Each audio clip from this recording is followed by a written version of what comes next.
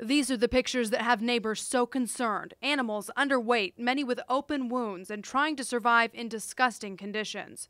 It is hideously mud and muck and feces. Rachel Razor lives across the street from the property on Valley Branch Road, just a half-mile off 135 South in Brown County. She says she first noticed neglect 3 years ago and contacted animal control officers when 3 animals died, worrying more would. Very underweight, very sickly, laying in the field, unable to get up on their own. Made attempts to contact animal control and get help again. Was assured the vet had been here and everything was being handled. Rachel called again in the spring of 2011 after seeing 2 very sick, pregnant cows. I once again reached in and asked animal control for help. I've showed you the photographs. They both laid in the field and passed away. It is well documented.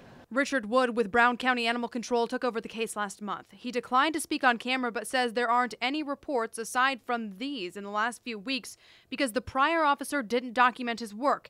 He says animals have died there but can't confirm details.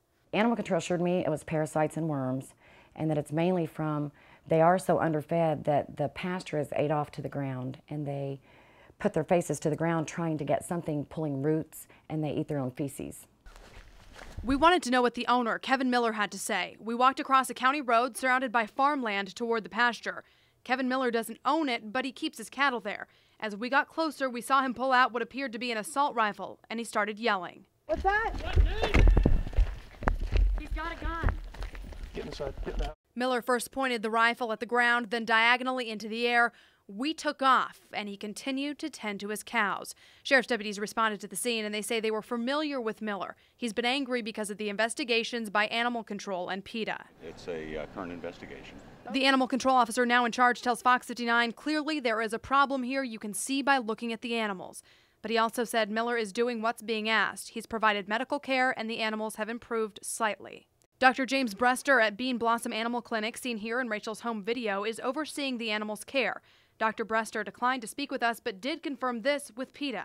He was on the property yesterday and that the animals are looking better and that the animals are not downed. Since charges haven't been filed against the owner and the animals are now under a vet's care, PETA has no grounds to push to take ownership away from Miller.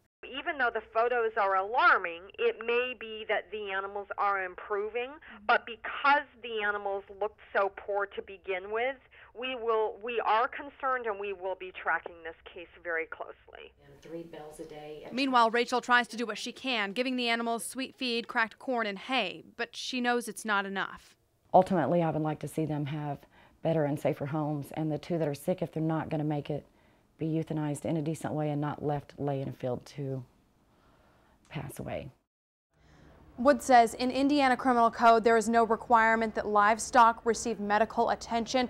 He also says livestock abuse or neglect cases are extremely difficult to prosecute. If you have a concern about a similar situation, PETA says you should first contact your local law enforcement and animal control officials, then contact them. I'm Jenny Anchondo, Fox 59 News.